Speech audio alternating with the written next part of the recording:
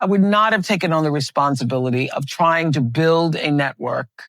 I should have handled all of that differently. Welcome back to Monarchy Moments, where we decode the non-stop royal chaos, from quiet corridor whispers to headline-snatching showdowns. Today's heat? A heavyweight clash in the world of celebrity sit-downs and royal reputations that's got timelines buzzing. Oprah Winfrey, the queen of tell-alls, reportedly extended an olive branch to Princess Catherine, offering a sleek, exclusive interview to set the record straight. But Prince William moved like security at the door, shutting it down with authority and zero hesitation. Fans are cheering, critics are spinning, and the message landing across the board is simple. Apologies hitting this late don't change the narrative now that disputed Meghan Markle claims have been publicly questioned and re-examined, and his wife isn't interested in reopening old wounds. This isn't just no thanks to a TV moment. It reads like a firm stand against years of messy narratives, cyber harassment, and family stress that played out in public view.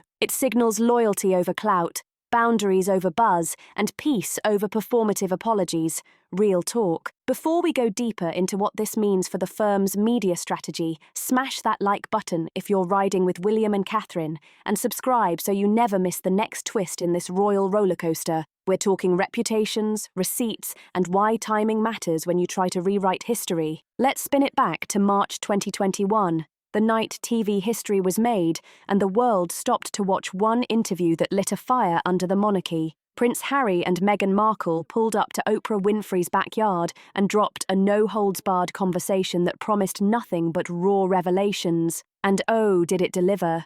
Broadcast on CBS, the sit-down pulled in millions, each viewer hungry for royalty on palace politics and personal pain. By then, the couple had already dipped out from royal duties, pointing fingers at relentless media hounding and a cold lack of support. But what spilled on screen went deeper. Way deeper. Meghan confessed to feeling trapped, isolated, and even fighting self-destructive thoughts, while describing what she called total indifference from the institution itself. Harry jumped in with stories of fractured family ties, being cut off financially, and the sense that he was caged in a machine that cared more about optics than human well-being. It was raw, emotional, and unforgettable. But as the dust settled, whispers started getting louder. Were all those details fact? Or had parts been shaped for maximum shock value? The fallout was brutal. The monarchy found itself under a cloud, with Prince William and Princess Catherine suddenly painted as villains in the public eye, at least according to Meghan's framing. To their supporters, it felt unfair and one-sided, and the damage was instant. I felt a growing sense of alarm. I came to realize what it meant for bullying, an age-old problem, sadly, to be supercharged by the power of social media. New, exciting platforms that, at their heart, want to help people make and maintain friendships. We're allowing bullies to take their abuse beyond the traditional theatres. I saw the example of my wife, Catherine. In her grief, she felt compelled to take action. She spoke out, and she challenged the technology sector to work together to help protect others. Social media split into camps, hashtags turned into battlefields, and the firm's image took one of its hardest hits ever. And here's the kicker. That interview didn't just fade away. The ripple effect has stretched across years, with every new development dragging the past back up. Now, insiders whisper that plenty didn't quite add up back then, and with fresh updates surfacing, it's looking like the truth might finally be circling back. Let's break down the headline-grabbing claims from that bombshell 2021 Oprah sit-down, the ones still sparking debates years later. First up, Meghan's shocking claim that there were concerns inside the royal family about the skin tone of her unborn son, Archie. Harry later clarified it was just one awkward conversation early on, but the shadow of racism hung heavy over the monarchy. The backlash got so loud that Prince William had to step up publicly during a school visit and declare, "We are very much not a racist family." That was the first and rare time a senior royal confronted the allegation directly, highlighting how blindsided and hurt the accused felt without a chance to defend themselves. Next came the infamous flower girl dress drama. Originally, reports painted Meghan as the one who made Catherine cry before the 2018 wedding, but in the interview, Meghan flipped it, saying Catherine actually upset her, though she later apologised with flowers and a handwritten note. Meghan stressed forgiveness, But palace insiders whispered that tensions lingered and that the public narrative barely scratched the surface of what went down emotionally. And then came the claims of palace control. Meghan described life behind palace walls as suffocating, silenced, denied mental health support, and even stripped of personal freedoms like her passport and house keys. Harry backed her up, comparing her struggles to Princess Diana's tragic isolation. The emotional weight hit hard, but not everyone bought it. Over time, counterclaims started rolling in. Sources close to royal protocol clarified that passports are usually kept secure for royals during official duties, a security standard, not a punishment. Meanwhile, Meghan's half-sister Samantha pushed back with old photos, disputing the narrative of total estrangement and hinting that the family drama was way more layered than Meghan made it seem. These discrepancies didn't just fade into the background, they blew up online and turned Princess Catherine into a lightning rod for hate. Social media became a battlefield where she was constantly compared to Meghan, and the trolls went wild. They picked apart her looks, mocked her parenting, and even targeted her health during some of her hardest moments. That's the painful legacy of that interview. Not just what was said on camera, but the scars it carved into real lives. One royal commentator summed it up perfectly. The fallout wasn't only about revelations, it was about the division it planted, a split that time alone couldn't stitch back together, and Catherine ended up paying one of the highest prices. In the years after, she became a prime target for online harassment that only got darker with time. What started as petty comparisons, Meghan's fashion versus Catherine's, Meghan's speeches versus Catherine's appearances, escalated into full-on smear campaigns. Hashtags popped up to tear her down, trolls pushed baseless rumours about her marriage, and strangers questioned her authenticity like it was sport. And here's where it gets raw. This wasn't just noise on a screen. It was constant, relentless, and global,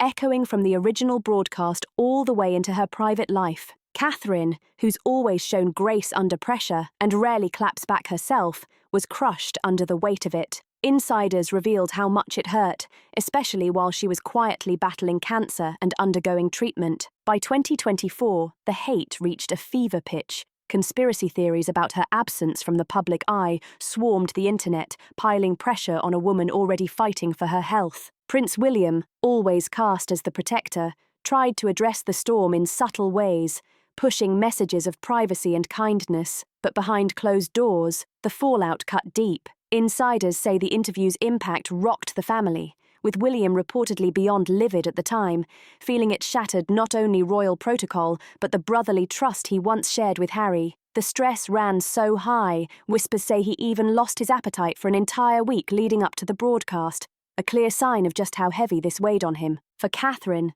the mission was clear.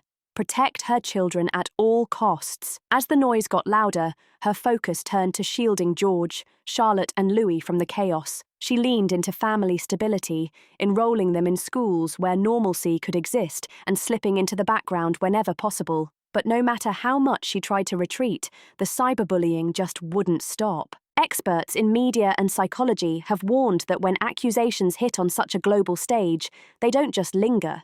They validate hate. Personal stories morph into weapons, fueling trolls and spreading venom. For Catherine, it spotlighted the brutal paradox of royal life. Immense privilege, but an equally immense vulnerability to global judgment and cruelty. And here's why this context matters so much. It explains why Oprah's supposed olive branch feels hollow now. The harm wasn't only emotional, it poisoned public discourse, making real reconciliation feel nearly impossible unless the pain is directly acknowledged. Now, fast forward, rumors are swirling in Hollywood that Oprah herself has started second-guessing that infamous 2021 sit-down. Industry whispers claim she's reflecting on how the fallout spiraled, especially with new narratives surfacing. Some even point to viral clips and online debates alleging Oprah gave a live TV apology to Catherine, admitting she may have been misled, and, in the process, exposing what critics call Meghan's carefully crafted lies. Mainstream outlets haven't confirmed a full-blown televised mea culpa just yet, but the buzz is deafening, and it points to a shift in Oprah's perspective. Whether it's the weight of backlash or her own evolving sense of media responsibility, insiders say she's privately expressed regret, and honestly, that wouldn't be out of character. Oprah has a long history of revisiting her past choices, like in 2024 when she publicly apologized for fueling toxic diet culture on her shows, even bringing up the infamous moment she wheeled out a wagon of fat, admitting it set harmful and unrealistic standards. Now, apply that same introspection here. Sources close to her speculate that she's started to see how the Harry and Meghan tell-all, while groundbreaking, may have leaned too heavily on unverified claims and painted a lopsided picture. In chasing revelations, balance got lost, and the cost was huge. Social media and YouTube analysts are eating this up, blasting titles about shocking revelations and Oprah's on-air remorse. Whether it's a full apology or just subtle signals in interviews, the storyline's gaining traction fast. Insiders whisper that Oprah has realized some details simply didn't stand the test of time, from claims about family estrangement to those explosive racism allegations that Prince William shot down with a firm denial. If true, this marks a pivotal moment, a cultural heavyweight like Oprah reflecting on her role and possibly seeking amends. But here's the twist. The royals aren't exactly rolling out the red carpet in response. The wounds are still raw, the trust still broken, and forgiveness? Nowhere on the horizon. And just when you think it couldn't get juicier, palace leaks and Hollywood chatter reveal Oprah tried smoothing things over by offering Princess Catherine an exclusive interview. The pitch was bold.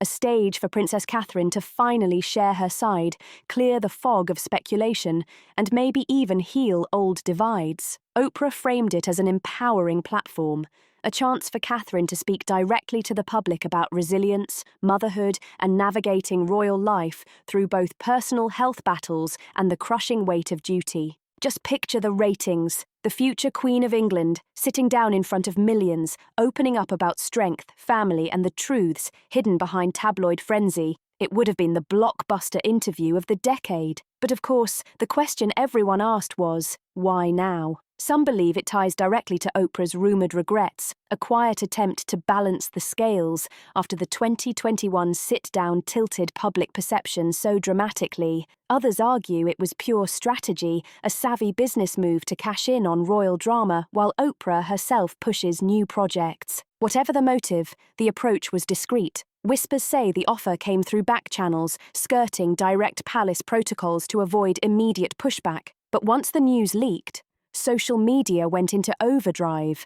Supporters dreamed of Catherine finally breaking her silence with honesty and grace, while skeptics warned it would do nothing but rip open scars that never fully healed. Ultimately, the call came down to William and Catherine themselves. And for a couple who've made privacy their mantra since the chaos of 2021, the stakes couldn't have been higher. Accepting could change the royal media game forever, reshaping alliances and flipping narratives. Now get ready, because this is the moment that rocked royal circles to their core. Prince William, stepping forward like a lion protecting his pride, delivered a response so sharp and final that it silenced the room. According to palace insiders, he personally shot down Oprah's offer for an exclusive sit-down with Princess Catherine. And his words weren't just a refusal, they were a thunderclap, years in the making. His reported message: "It's too late to apologise when you realise Meghan Markle lied. It's too late. My wife doesn't want to do any interviews or mention you." But he didn't stop there.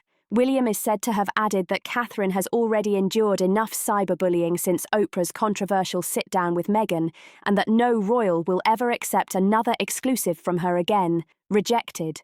Permanently. This wasn't some polite decline or PR-crafted line. It was a raw, emotional strike straight from the heart of a man who feels his family's trust was shattered on live TV. It echoed the same energy from 2021, when William stood outside a school and firmly declared, "We are very much not a racist family," countering the most damaging allegation from that interview. Insiders describe William as still deeply wounded, carrying the scars of betrayal. They say he views the original broadcast not only as a violation of royal protocol, but as a gut punch to the brotherly bond he once had with Harry. The fallout back then was so brutal that reports surfaced of William losing sleep, losing weight, and battling stress in the days leading up to the airing. Now, here we are in 2025, and after Princess Catherine's grueling cancer fight, Prince William's protective side has kicked into overdrive. The cyberbullying she's endured, fueled in part by narratives that spun out of Oprah's 2021 interview, left scars that can't be unseen. From cruel hashtags dragging her name to baseless gossip about her marriage and health, William has had enough. His flat-out rejection of Oprah's offer wasn't just a no thanks. It was a multi-layered message. It was a shield for his wife, a strike back at media opportunism, and a line in the sand for the monarchy's future. By branding that 2021 special as deceitful, William echoed what royal loyalists have been saying for years, pointing to inconsistencies like Meghan's passport claim or family estrangement stories that later unravelled under scrutiny. But this isn't just about one interview. It ties directly into William's long-running push for mental health awareness. Through projects like Heads Together, he's been front and centre fighting online hate, and this move proves he's ready to protect his family with the same fire. Meanwhile, Catherine's silence has spoken louder than words. Her energy is locked on recovery and family, not media rebuttals. Reports over the years have hinted that William wanted apologies from Harry and Meghan before even simple family moments like Prince Philip's memorial, proof this is no sudden grudge. William's words hit on two levels, deeply personal, but also coldly strategic. He's signalling to Hollywood and the press that the royals are done playing pawns in anyone's ratings game, and the fallout is massive. Fans are rallying behind him, calling it a stand for loyalty and truth, while critics argue he's drawing the line a little too sharply. Either way you spin it, this moment is a turning point, one that cements William and Catherine's determination to protect their family while rewriting the monarchy's playbook for dealing with a media-hungry world. Zoom out, and you'll see. William's rejection of Oprah's interview wasn't just personal. It was seismic, shaking up the fragile dance between the royals and the global press. This isn't just about turning down one flashy sit-down, it's a bold redefinition of how the monarchy manages its image in an age where narratives go viral in seconds and reputations are built, or destroyed, by trending hashtags. Back in 2021, Harry and Meghan's Oprah appearance didn't just grab headlines, it shifted the monarchy's entire relationship with the press, exposing vulnerabilities in an institution long built on discretion and control. Now William's response signals something new, an era of caution where broken trust isn't easily patched up with cameras and smiles. By flat-out branding the past claims as deceitful, he's drawing a hard boundary, choosing authenticity and loyalty over reconciliation for ratings. It's a move that fits perfectly with King Charles's vision of a modernized monarchy, one rooted in tradition but fiercely protective of personal dignity and boundaries. And for media giants like Oprah, it's a wake-up call. Her empire, built on intimate confessions and televised truth-telling, suddenly faces a credibility crisis. If the royals, one of the biggest gets in the world, slam the door, who else might follow?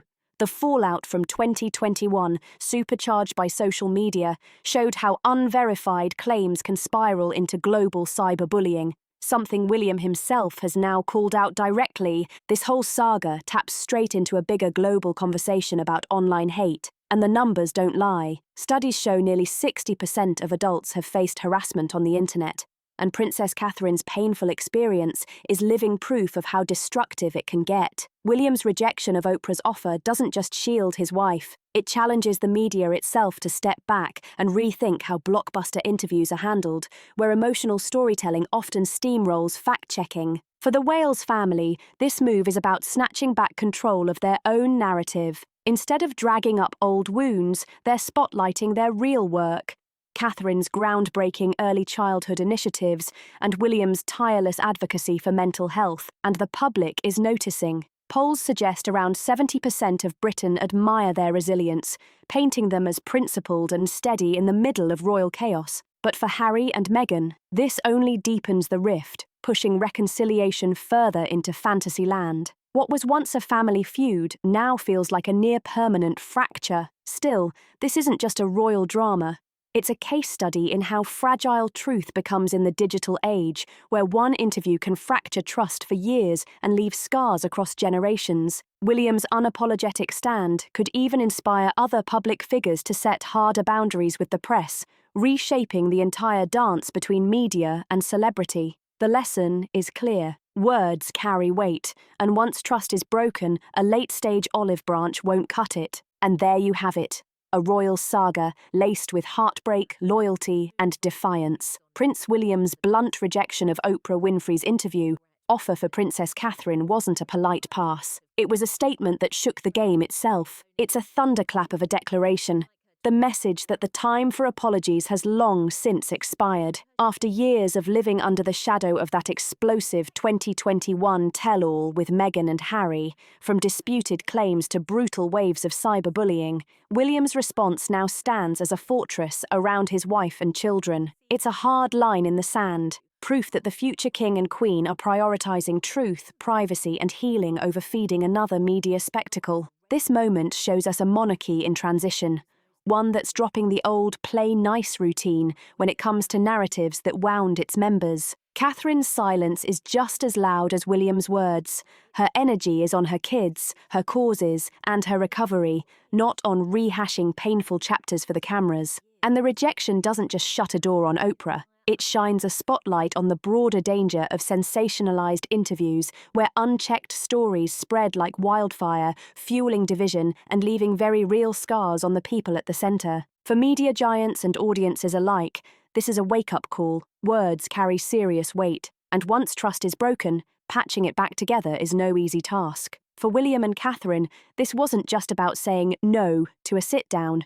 It was about reclaiming their story, drawing boundaries, and setting a precedent that authenticity matters more than drama, no matter how tempting the ratings. So what's your take on this bombshell stance? Was William right to step in and shield Catherine with a fierce refusal, or should she have seized the moment to tell her story and reshape the narrative? Are we watching the dawn of a more guarded, grounded monarchy? Or a missed shot at repairing bridges? Drop your thoughts in the comments below.